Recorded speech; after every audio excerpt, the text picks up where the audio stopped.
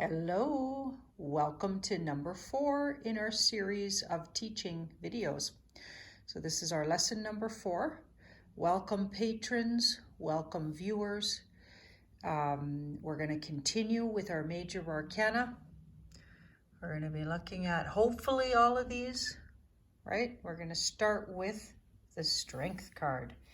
Now, if you pulled the Strength card, and this is your archetype for the class, and wherever you pull it as an archetype, the card indicates that you've been through a lot. It's like a trophy card. You earn the card. It doesn't come easily or lightly to people. Notice this beautiful symbol. It's the symbol for eternal life. Right? Yeah, that's the symbol of eternity. Okay, so it reminds us that we live eternally. Our soul, energy, essence, never dies. Our physical bodies die, and then we choose another lifetime to incarnate. And when we're finished incarnating as physical humans, we can incarnate as energies and elements and apparently trees or thousands of souls. That's why they're so wise. Whenever I feel lonely, I go hang out with some trees because they feel like they're eternal wisdom. And by the ocean, that's why we love the ocean so much. We can even incarnate as a part of the ocean, like elements and air. I always feel so much energy when the wind blows on my face or just even a breeze. I can feel the spirit world just, caressing and being with me. I'm not a bit afraid of the spirit world. I know a lot of people are, but not me. It's not scary to me. It's absolutely comforting. Now, let's keep talking. So the Strength card, you would have earned it. So you would have had a lot of hardship to get here, and you worked really, really, really hard on yourself. There's a sense of you've become empowered through your hardship, because there's two things we can do with hardship. We can become bitter and victims when we're in hardship, and over we attract difficult situations. Okay, so we can become bitter, we can turn around and be mean and cruel to others because of it. We can do what was done to us to others, or we can learn to be compassionate and loving, understanding, and become teachers of the very thing that we had to go through. So say a person went through drugs and alcohol addiction, or a person went through a life or many years spent with someone involved in those kind of issues, and learning about yourself the whole time and empowering yourself and getting yourself out of it, either personally or away from a relationship like that. You can turn around and teach others, through counseling and life coaching and or loving people through those kind of difficulties. Or you can literally succumb to become yourself addicted, or be cruel and difficult with people that are addicted. You can be, lash out and feel victimized by them, things like that. Now, the Strength card comes when you haven't gone those routes, when you have actually become compassionate and turn around and even teach others with the gifts you learn through the hardship, or become actually personally empowered. Now, if you look, she's taming a beast, so a lion in this case. It's a very Leo type card. Also, it's the number 8 in this deck. Some decks put it as the number 11. The Rider-Waite's comes up as the number 8, and it makes sense to the number 8 because she's very queen-like, and there's a sense of calm and regal energy to her, which is very much like a Leo, or the best scenario. If you're a Leo, that's what you want to become like. Queen-like in a benevolent, loving, and generous way. Not like lording over others and you're way better than everybody else. Not that kind of negative queen. The positive queen, who's a good leader and an example to others. Okay, so she's very much those things in her positive light. She's tamed her beasts, so her inner beasts. So those could be parts of your personality that were difficult, or that you first thought were difficult. She uses what others thought to be her difficulty, she turns it into. So if you're given difficult situation in your personality, or just a very limited sort of thing this lifetime to work with. For instance, I always felt like I really couldn't do anything other than what I do, because I would be a terrible worker in an office, for instance. I would never adhere to the laws and rules. I'd get fired. I would never, I don't like getting told what to do. I like to be telling people what to do.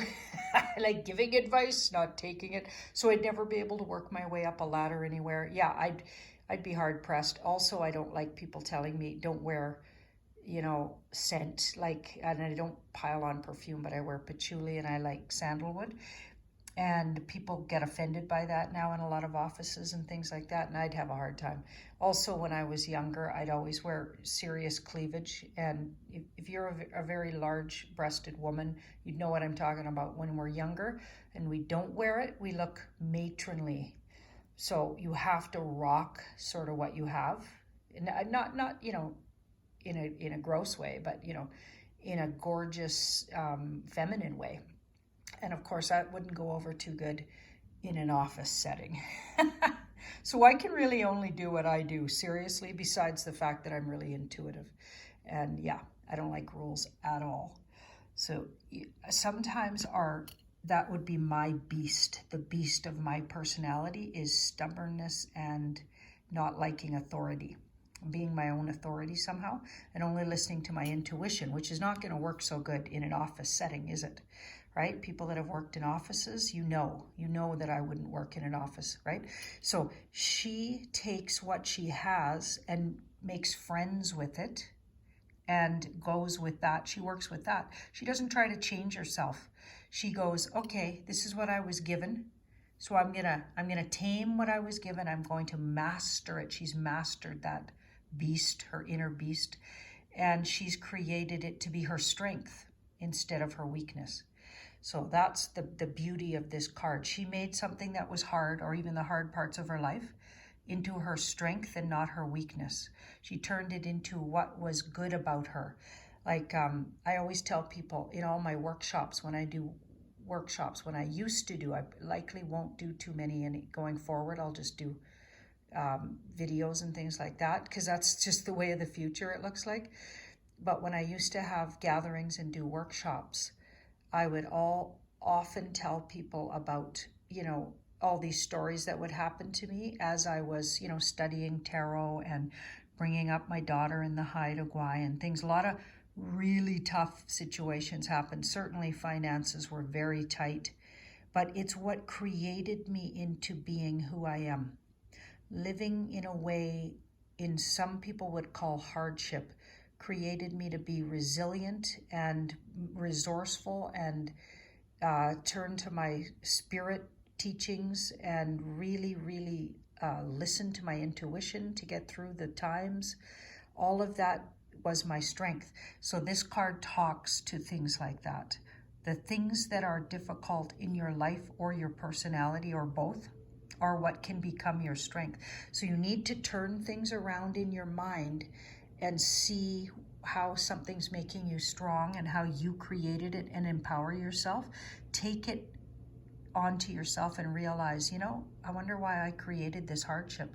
Instead of lashing out and being a victim and assuming this is being done to you, recognize your higher self is marinating you. She's been marinated and created into the powerful, beautiful, graceful person she is. And she's compassionate. Nobody could be compassionate to others unless they've lived through some of those circumstances. Lifetimes of circumstances create compassion. New souls are not compassionate because they don't know how to be yet. They don't understand. They haven't lived through all of the things. The old souls, had good, bad, and ugly lifetimes, and they've done everything. That's how they know. They know deeply, thou shalt not kill, because they tried it and it's been done to them in other lifetimes. You would never know deeply in your soul that that's a bad thing and really, really not the way to go unless you tried it some lifetime or had it done to you, or both. Yeah, so the strength card is that kind of power that comes through experience. And when someone gets this as an archetype for a tarot class, I feel like it's saying you might have done tarot in other lifetimes. Because there's, you've been through, and maybe even on the dark side of tarot, tamed that beast, or the dark side of intuition, right? Because people can use their intuitive knowings for bad, right? They can be manipulative and, psychologically dangerous if they know too much about others and they're not using it for good. So you might have tried all kinds of things and come out compassionate, strong, and powerful. So this could be something that comes natural to you. Now, if the card comes in a position in a reading, if this card comes in a position in a reading that's in the negative, so it's saying this is your challenge, you may be challenged with either a person who's abusing power over you, or you're tempted to abuse power over others. It may be getting you to check your balance and make sure you're being a benevolent and kind or fair boss. Possibly you're abusing power, someone's abusing it over you, right? It can also, if it comes in a relationship spread, it can be about, and it's badly aspected. So say even the chariot next to it might be badly aspecting it, or the devil, because the chariot's a little bit pushy, right? So this can be someone, so say you were asking, what's this person going to be like to be with intimately, which by the way is a big question. I read clients for 35 years. That's a big question. If I got together with this person, what would they be like intimately, sexually? Okay, and this card came up and this card together. Wow, because you always want to pull a clarifier. So this would be a little bit, so this card's a little bit risky, fast moving, pushy even, has this big armor on, doesn't always, like they have deep feelings, but they sometimes hide them in the armor. And then the strength is very sexual and sexy, could be if it's asking about a question like that. It could even be bestial.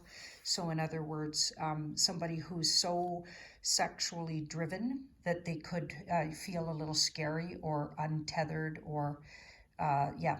Now, if it's well aspected, let's see, where's the well? Yeah, I don't know, not so much. There. That's a good one. Okay, so if it's well aspected or neutrally aspected, this guy neutralizes things. And as we go, we'll learn about these things. But if it's well aspected or just neutral in the reading, it could mean, if you're asking about a relationship, just a really deeply sexual person, or your sexual attraction to each other is going to be really strong, because there's a real sexual energy to this card. So just saying, not to be ignored that that's something that the card can mean. And if it's describing what a relationship's like, it's going to be a very sexually driven relationship with a lot of strength. But if it's badly aspected, that could push your buttons. That could, maybe one of you is far more sexually oriented than the other, which can also be a big problem in relationships, intimate relationships. If this card comes up and it's describing your next boss and it's well aspected, we have a benevolent, kind person who's been through a lot, who's got a lot of compassion, very strong leader. But if it's badly aspected,